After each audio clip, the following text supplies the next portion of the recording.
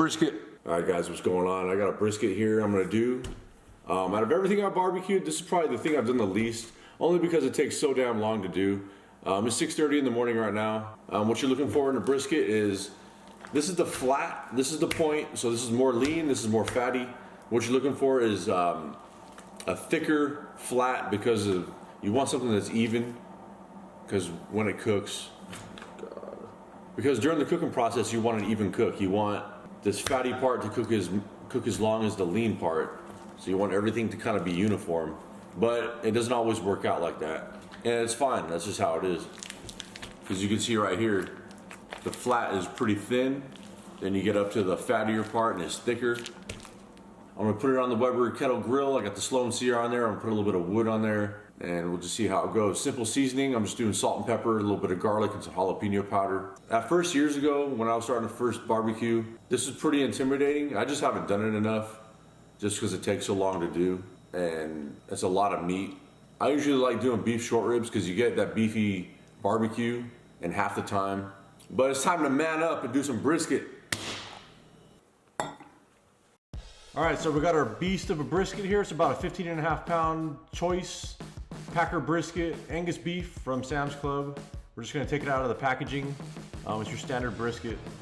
We're gonna trim it up and get it all dried off. A lot of people like to wash their meat, but I've never gotten sick or anything like that, so I just dry it off and it seems to work out pretty fine.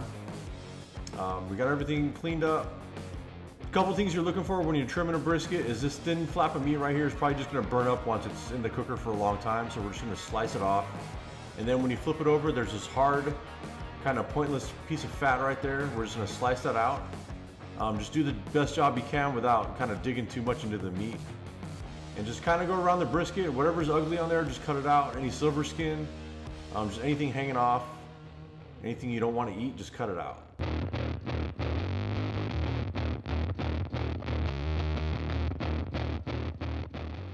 Then any hard to reach spots, you can kind of put your hand under to kind of like prop it up like that and get at the fat a little easier.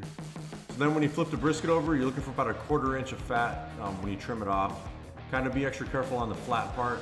I'm cutting some craters right here into the point, but you can get away with that because it's fattier. And when you get the rub on there and a little bit of smoke, you really won't be able to tell. Then right here, I want the flat to be a little thicker, so I'm cutting it off and rounding it off a little bit so it doesn't burn up, just to kind of try to make it as thick as possible. So we're gonna flip it over and start putting the rub on. A lot of people like to use different binders like olive oil or some mustard or something like that. I'm just leaving it how it is. I'm just doing a real simple rub, kind of close to Texas style. I'm just doing equal parts kosher salt and coarse ground black pepper, a few tablespoons of granulated garlic, and a few tablespoons of jalapeno powder. Just gonna shake it up. Then just like you would anything else, just do a real generous coating of the rub on there, just like you would like a pork butt or ribs or whatever. This is a real thick piece of meat, so you can get away with putting a lot on there. And looking back at it, I probably should have trimmed the edges of the brisket a little better because there's oxidized meat and a little bit of fat on there. I should just went around it and cut it out, but still came out all right.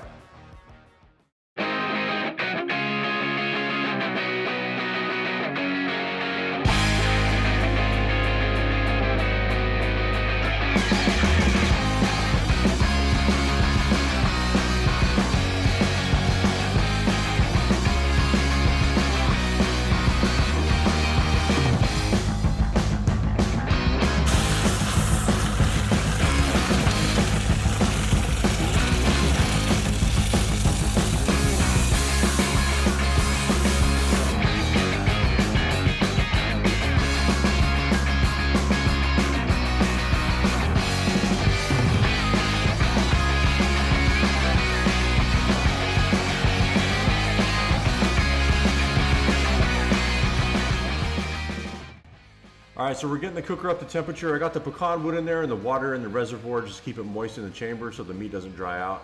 You want to get all this nasty smoke cooked out before you put anything in there, because there's a lot of creosote's going to build up on the meat. It's going to be bitter, it's going to be nasty. So just let it go for a while. Then you're going to throw it on, and you want as much airflow through the cooker as possible without bringing the temperature up too high. So you want it between 250 and 275. That's what I'm going for. I got the bottom about halfway open, and the top you can see right there, it's about a third closed. This is what it looks like after 2 hours. You got a little bit of bark kind of forming there. A little bit of moisture coming out. You can see it on top. So I'm just gonna rotate it so it doesn't sit there and kind of, because sometimes it'll get crusty if you just let it sit in one spot. So I just want to turn it so it gets even cooking. Then we're gonna let it go for another couple hours. Then we're gonna come back. I think I only spritzed it one time during the whole cook. You can see a lot more water right there. We're just gonna tip it and get it out of there. Kind of moisture building up. But yeah, honestly, I only spritzed this one time. And then the water reservoir lasted about 5.5 hours, so I didn't even have to mess with that either. So I'm putting a little bit more wood on there. I didn't even use that much wood during the whole cook. So whatever you saw me put, that's what I used. So this is what it looks like after 6 hours. You got a good bark forming.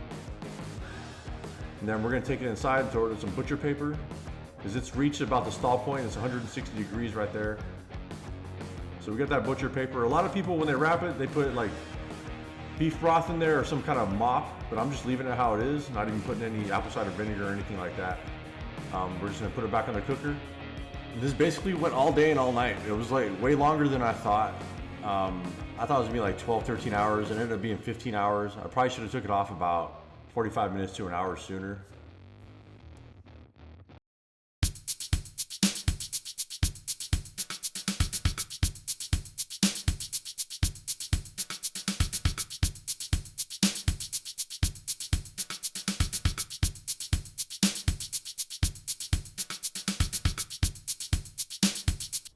All right, so overall, this came out pretty good for me, I thought.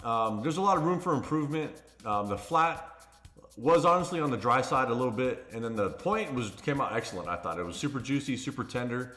It wasn't falling apart or anything like that. But just some things I can clean up for next time is to kind of pull it at the right time, do a better job trimming it. Just overall, just get better at it. But I was gonna make a sandwich, but I was dead tired. I only let it rest for like an hour, when I should have let it rest for a minimum of 2 hours. But just some things, you know, do a better job timing it for next time. You know, do overnight cook would probably be better. But thanks again for watching, guys. Peace out. Check out my next video. Subscribe and like if you like. See you on the next one. Take it easy.